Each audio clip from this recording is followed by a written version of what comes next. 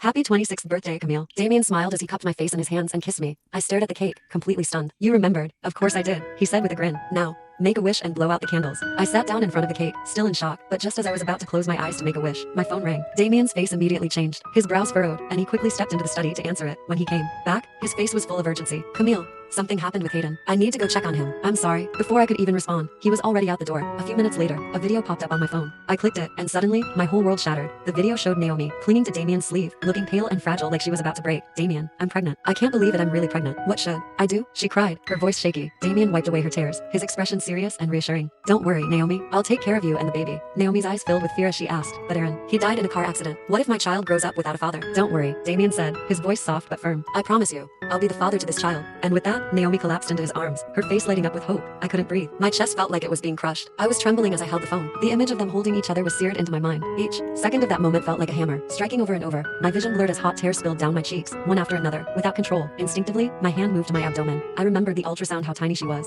how fragile. She should have been here, but the doctor had told me I couldn't undergo a liver transplant while pregnant. The decision was made for me, and I had no choice but to go through with the abortion.et first. I was so happy when I found out I was pregnant. I wanted to give her the best life, but in this cruel twist, I had taken away her right to live. And her father? He was making promises to another woman, vowing to be a father to her child. Why? Why are you doing this to me? I screamed, my voice breaking. I swiped my arm across the table, knocking the cake off and watching as it crashed to the floor. I swept everything off the table plates, glasses, all of it scattered to the ground. But no matter how much I broke or shattered, the only thing that remained was the suffocating pain in my chest. I sat there on the floor, overwhelmed, my sobs echoing in the empty house. The weight of everything was crushing me. By the time Damien finally returned, I was standing in front of a mirror, staring at the scars from my surgery. Its reflection was all I could see, the deep reminders of the sacrifices I made for him. Damien approached me, his steps hesitant, like he wasn't sure what to say. He rested his head on my shoulder, his voice thick with emotion as he said, Camille, thank you. I promise I'll make it up to you. I'll treat you twice as well from now on. I didn't even look at him. My eyes remained fixed on the scars on my body, and under my breath, I muttered, disgusting. Then, before I even realized it, I started rubbing at the scars, over and over, desperately trying to scrub them away. But the pain, it didn't even register. I couldn't stop myself. Damien panicked, rushing to grab my wrists, trying to hold me still. They're not disgusting. If you don't like them,